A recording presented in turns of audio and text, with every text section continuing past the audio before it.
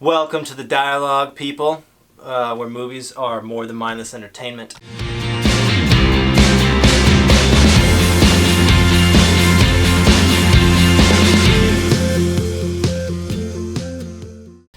This is our in-depth discussion on Divergent, Allegiant, Part 1.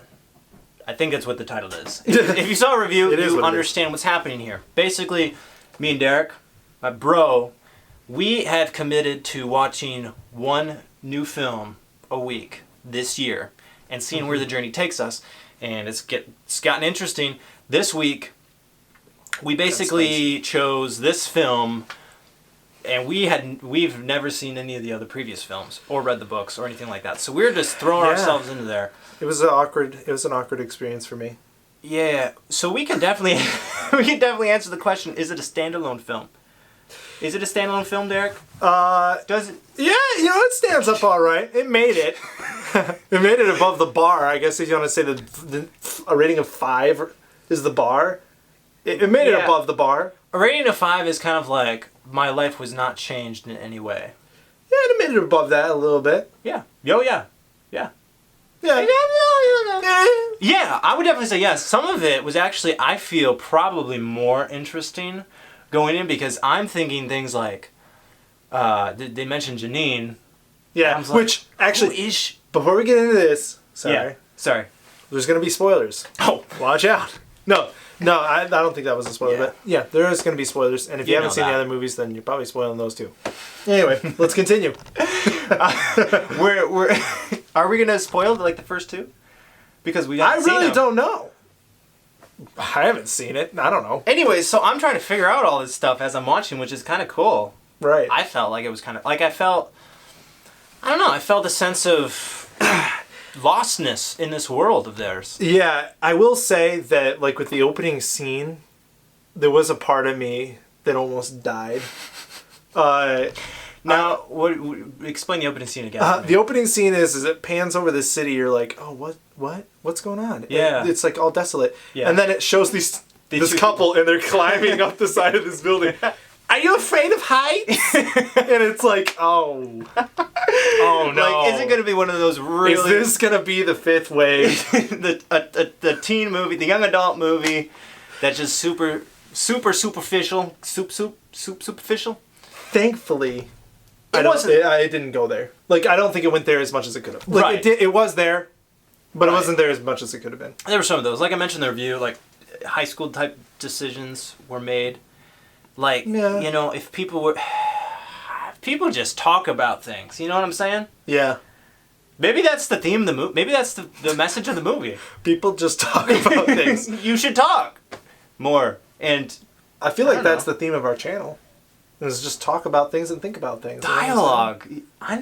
Man, dude, high five. Right. Yeah. Preach it, bro. Preach it. That's what we're all about here. That's right. So, apparently, this Trist, the chick, as we're calling her. The chick. Okay, you know what? I'm just going to stop here. I have a question. All right. So, we can't necessarily go through the whole entire plot of the film, but just to keep it short and sweet. Yeah. They try to escape. They do escape. They go over the wall. There's a second invisible wall. They go through that. They meet this guy who's like in charge of everything and trying to control everything in the city. And then she's like, "Oh, what do you want me for? We're waiting for you. Actually, we were hoping that you'd come. You're actually like this perfect seed that we try to spawn in this city, and you're this genetic code that we're going to try to map the entire genome onto the human race and make a perfect race that can live together in harmony and sweet peace. And that's our goal. And it's good, right? And then we're going to kill people. So then we have to get out of there, and then we have to basically band together with the fallen that we have. Anyways. Holy crap. So, my question is this. Because the movie kind of sets this up from the guy's perspective. And David's perspective, he's like the top head honcho in this other city. The airport. The airport. Does what he say, is what he's saying actually true? Now, what do you mean is what he's saying actually true? Like about separation of people groups and... Well, I know that's true, but I'm thinking... You're talking about like his analysis of like whether you're smart, then you're like more corrupt. Yeah, I'm thinking specifically about his genome project. Oh. Because this is the explanation he gives to the girl, and then like when they go to the city, the other like major city, it's revealed that he was lying about something. That's but it doesn't say what he was lying about. That's something that I'm like, I don't really feel like came through in the movie for me. Right. Is that whole aspect of it. Like, so like, there's all this complaining about like, oh, these people are broken in this way, and these people are broken in that way. Or damaged, I should say. They're damaged in this way and damaged in that way. But she's not. But damaged. it's like, but I really didn't know what the difference between the people were. Like, okay, they're damaged. What does that mean? Like, why do I care? Like, what does it mean that she's not damaged? You know? Well, what does it mean that she's not damaged? But not only that, but I didn't see like their flaws coming through in their character. Like, none of the characters felt like they were flawed any more than a normal person would be. Well, I think that was their point. Is it? Because they say that they genetically made these people to be better at certain things. Right. And then actually the undamaged was the people that were, like, still had the original human genome. Yeah. And so, like, my whole thing is, like, well, what are the flaws? Like, where are the character flaws? And I didn't really see any of that coming out. Maybe that's, like, in the other movies more. But, like, in this one, at least, I was like, what? And then, not only that, but the one dude. The one dude. The one dude. 4? 4? Okay. Yeah, he the GQ model? Is his name 4 or is it Ford? It's they call him 4. The number. The number 4. Okay. Yeah. All right. Yeah. So 4. We can call him Ford. The dude's like, David's like, yeah, he's damaged, and you're like, okay, but what does that mean? Because he seems like an alright dude. You know, like he actually turns out to be more right than the chick. At least in my opinion. So, I don't know. There's a lot of good discussion to be had there because it being a commentary on our existence as humans. Right. Obviously, we would kind of identify with people being damaged. I feel like that's an obvious statement. Like, we're all damaged. And not just in the sense of, like, things happened to our past, or things happened in our past, that affect us, maybe in negative ways. But, like, we all ourselves, so they mentioned as an example, the damaged people, well, some of them, are more, not smart, but, like, prone to logic, which makes them a little less heartless, a little more heartless. A little more heartless. And I feel like we understand we are kind of principle. Sometimes. Maybe... Like, we all struggle with this selfishness that I feel like that's what I would call the damaged people. Maybe the perfect, like what she is being perfect isn't so much that she's without flaws as much as it is that she's able to commit to, like, she can make herself anything. Like, she can be anything. And so she can have any amount of flaws and she can have any amount of strengths. Like, so for instance, we as people, so you can make any decision, right? You can do whatever you want, technically speaking. That's right. Freedom of the will. Right. So... Not bondage of the will. Right. So you can make decisions, and those decisions will either have consequences or positives. And so those decisions that you make are kind of free in that sense. Like you could go down an intellectual path and then maybe you'll become more heartless. Like you could do that, or you could go like an artistic path and then maybe you'll become less intelligent.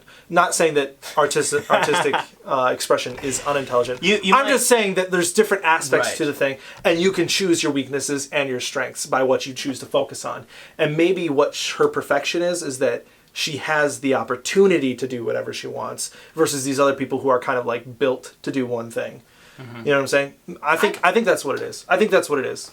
They tried to make a society where these people are bent on one thing. Okay. But that goes back to what you were saying about us as people, because we're able to make those decisions and have flaws and and improve upon those and our experience limit our ability to love the people around us in a way that's unselfish and creates the harmony that everybody's trying to look for is not dependent on our DNA.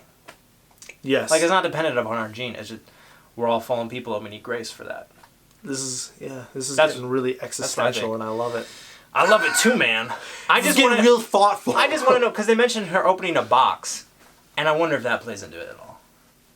Or you know what I'm guessing? I'm just throwing this out there. What's in the box? I'm guessing that like the box was basically a test to see who was undamaged. Like only a non-damaged person would do this. I don't know. Huh. Yeah. It is interesting. I mean, like, there's a lot of things to go into there. Right. So let's talk about this. And maybe you want to like keep barking down that trail. I just mixed metaphors. No. I just mixed metaphors, yeah. by the way. Barking up a tree and then walking down a trail. Barking down a trail. Also, just FYI, I made a joke about freedom of the will, bondage of the will. That was sarcastic. Anyways, just for me personally. Thanks for the clarification. For me personally. What was I going to say? Yes, we created a new term, which we're calling like Doom Syndrome or the Doom Principle. The Doctor Doom. The Doctor Doom Principle, which from from Fan Four Stick. Fan Four Stick, because they created a person that was way too powerful, and to beat him, they needed. You kind of had to like strip him of his abilities, which made the character stupid. Right. It was almost like a plot hole to beat him, if we can use that term, which we can on this show. Yeah. Plot hole. I'm calling it a show now. It's just a YouTube video. Hey, it's a show. We're the dialogue. It's weekly. Subscribe. Put that port in there. Anyways, this happened in the movie. Mm-hmm. It's revealed that not only apparently they can see anything they want to, not just in the city, but I feel like, well, they definitely can outside the city. Like yeah. In whatever that wasteland is called. At least up to the wall, maybe. And maybe even past the wall. I don't know. It doesn't explain. Because it doesn't explain how they're able to get the footage. Yeah. But I feel like they did more harm than anything doing that. They could be anywhere, which I will say is it made me really into the movie. Like, it made me... Yeah, it was cool. For me, it was almost more than cool. It was kind of like, this is a really sweet element that we can be in two places at once. And we know consciously that we're kind of watching somebody else watch something. And they did that by like having a little bit of like thematic frame issues on the whatever you're seeing on the screen. You know? Right, yeah. But it's also revealed that this guy who's like in control of this system that can watch everything and see everything can also control everything.